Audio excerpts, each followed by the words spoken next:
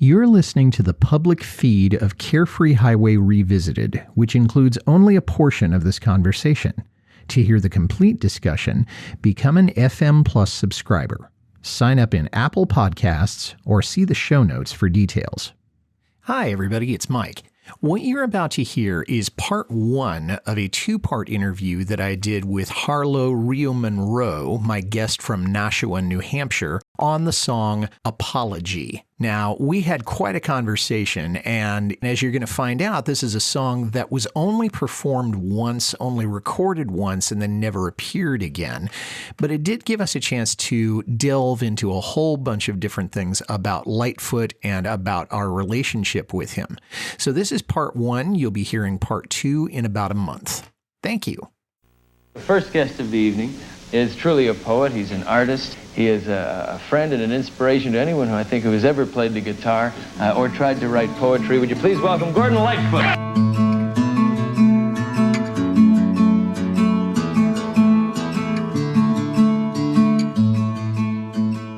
I remember everything I've learned about survival. I've walked with fools and kings, and I've even read the Bible. There I came upon some lines giving me direction. Gather not your gold on earth. Your kingdom is in heaven. This is Carefree Highway Revisited, the show that celebrates the work of Gordon Lightfoot song by song, a proud member of the FM Podcast Network. I'm your host, Mike Messner, and along with me today is a fellow Lightfoot fan from Nashua, New Hampshire, Harlow Rioux-Monroe. Harlow, welcome to the program. Thank you. I really am looking forward to this. Your podcasts are really interesting. Oh, I'm very glad to have you. So how did you first get into Gordon's music? Well, I was quite young when he was sort of at that peak at the early 70s. I was too young to really grasp it on my own, but my parents had a wide collection of music. And through them, I discovered Gordon Lightfoot. I sort of gravitated towards that kind of music, the storytelling music, if you will. I mean, I was listening to Bobby Gentry and people like that at a very, very young age. And I was somehow, even though I didn't always grasp what specifically things meant, I could feel them, even as a little kid. And I really got that sensation from, say, like Cat Stevens or Don McLean's American Pie. Sure. And then Gordon Lightfoot and his ability to tell a story so concisely within 3 minutes. And to have that music that punctuated and acted as a way to help you almost inhale those feelings, those emotions, that they became a part of you. And that sort of was it right there. I loved writing. Even when I was like 4 or 5, I was trying to write. I think hearing the wreck of the Edmund Fitzgerald when I was a little bit older, a few years after it had been released, it suddenly hit me. I was listening to it in my dad's car. And he saw that I was completely focused on this song, and he put it up a little. And that's where I think I kind of came to really understand that you could do this. You could write a short story, put it to music, have people captivated, and you could do it, again, using these precise word and types of lines, you know, like the tattletale sound is such a evocative, just 2 words, and it just brought that whole experience of the Edmund Fitzgerald to life and brought those sailors' stories to life, even as they were dying. It just is so powerful. Yeah. Songwriters, I think, are lucky people, but they also have the biggest challenge that they have to do this entire expression, whether it's sentiments or something that has a beginning, middle, and end. They have to do that in a matter of 3 minutes or 4 minutes. Not very long. They don't have time to be Steinbeck where they're describing something for 7 pages. Exactly. And I think what you just mentioned about, you know, they don't really have that luxury. Sometimes people don't realize how hard it is because it was Sylvia Tyson, the Canadian folk singer who he was friends with and who also helped with his career, who said that Gordon Lightfoot sweated blood when he was writing words. It wasn't so much the music that he had issues with. It was just this finding the perfect words, what to leave in, what to take out. And it could be just like one word. And he would obsess over it. You know, that whole concept of sweating blood to get things as precise as he could. Well, he was certainly a perfectionist. And now that you mention it, I don't know that he ever went wrong with any of his lyrics, and he almost never went wrong with any of his arrangements. So I think it just says a lot about the kind of musician that he was. He wasn't just somebody who would walk into the studio, and if you can't get it in one take, you lose interest and you walk away.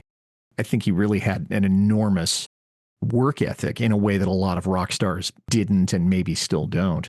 What about your experiences seeing him live? I never was fortunate to see him live. Almost did. My boyfriend at the time got the wrong date for the tickets. We went on the wrong day and missed him completely. But I have plenty of my parents' stories of seeing him at the start of his career in the 60s, all the way to the late 70s was really their time frame. And I would kind of live it through my dad's storytelling about it. He was a wonderful storyteller, and so I could get a good, clear feeling for what they were experiencing. And my mom, it's funny, she was never someone to get a crush on anybody, and she didn't necessarily have a crush on Gordon Lightfoot, but the first time she heard him, my dad looked at her and he's like, uh-oh, there's competition. Sure, yeah. It was sweet because they kind of had this little joke going for most of the time that they were married, where he would write out like fake Gordon Lightfoot lyrics, a cutout of him or something, and give it to her. And they were just terrible. So it was through them. And you end up being emotionally connected to your past, to your parents, to your neighborhood, your friends, your family through music. And it's especially with Gordon Lightfoot that this occurred.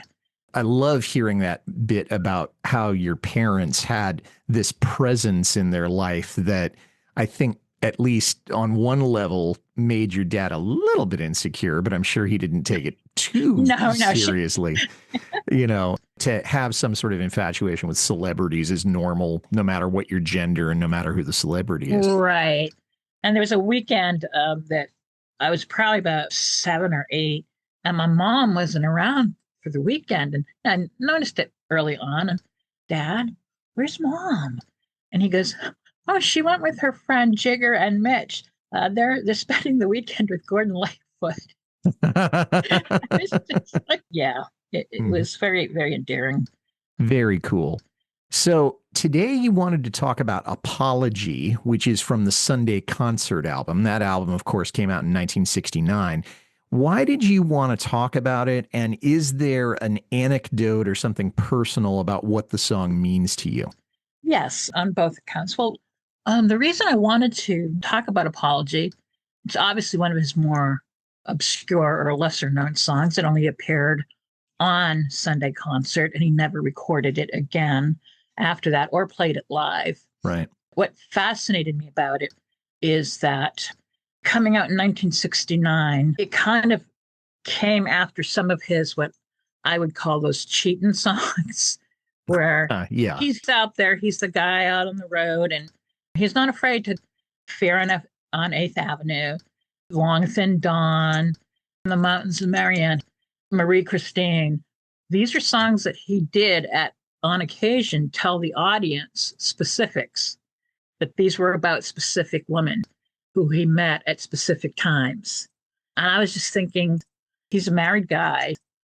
His wife's at home with 2 babies, basically. Yeah. And I kind of was like, thinking, God, that had to be horrible to have to hear sort of that machismo all the time. And yet, Gordon, when he met her, was in the early 60s, 1963, and he was not well known. They kind of met on what I call even ground, where she wasn't a fan going, oh my gosh, it's Gordon Lightfoot. She was from Sweden. She was in Toronto where he was, and they were living in the same rooming house. This is Britta we're talking about. Yes, Britta, his first wife. And he had made a joke that for a while, she was always walking in the opposite direction. And it was kind of a joke. He said, I think I fell in love with the back of her head. Okay. But what they did do is they finally did meet up in there. He never went into like quite specifics, but we do know that Their first date was at George's Spaghetti House in Yorkville. No kidding. And what occurred there was that his Brita from Sweden does not speak English well. She moved on her own independently in 1963 as a 25-year-old woman to a place where she did not speak the language in order to learn it. It was called immersive English, and that was an actual visa. So they just sort of hit it off. They kind of had the same sort of independent spirit, and he liked that at the time. And she was also incredibly smart, pragmatic, and willing to not only listen to him, but he was also impressed by the fact that she wasn't afraid to give him direction and advice on certain matters. And that even included breaking up with Terry Whelan from the Two Tones. He had been trying to break up that duo for almost a year. And she sort of said, well, you've got to be able to do that if you want to move on. So she kind of was giving him direction. And the situation arose that she was only going to be there for 7 months. Her visa was up in 7 months by the time that they had met. And even though you kind of have that time frame, they're both young and they're both slowly falling in love with each other. This wasn't one of those starting off rip-roaring romance. It was a friendship. And she was learning to speak English better by having dinner with him every night. So he felt he was contributing while she was contributing. And then when it got down to those last months or so, they had been talking about spending the rest of their lives together. It was one of those, when you're young and you think you found the right person, you are talking about marriage, kids, the future. But their future was going to be up when that visa was up. And sure enough, she left and went back to Sweden without making a big deal about it. She was not overly dramatic. She wasn't like that. In a lot of ways, Swedes are like Canadians. Very much we're about being polite. We're about not making a big fuss. And so that's how she kind of left, because he wasn't, oh, please stay, please stay. That only happened a little bit after she left, when it hit him, because he had the blinders on, that somehow she was just magically going to appear again. What he ended up doing was, oh my God, I can't live without this woman. And he ended up quitting the TV show that he was on as a square dancer, Country Hoedown. He hawked some things. He hawked some belongings. He wrapped up a few engagements that he had left. And then he called her repeatedly to just beg her, let's get married. But she wasn't giving any answer. And he actually just took off for Sweden with a one-way ticket, having hawked those things. Got there. And again, we don't have a lot of specifics as to what her reaction was when he was at her front door. But in 2 weeks, they were married at her church, had a horse and buggy type thing, and spent a week in Lillehammer, Norway in April 1963. 2 months later, she was pregnant. And that's kind of how it came about, that he's 24, he's married, he's going to be a dad. And you sort of look at how, from that point on, he seemed to want to buck the whole idea of being married at that point. It feels almost as if both of them felt there was no other option to stay together. And you wonder if that visa hadn't have been there, if she'd been able to stay, if they would have just waited much longer and then gotten married. I often wonder if that getting married the way that they had to, if it was the only way. It turned almost into a business type of situation of how do I keep her here? Well, that's all the time we have for here in the public feed.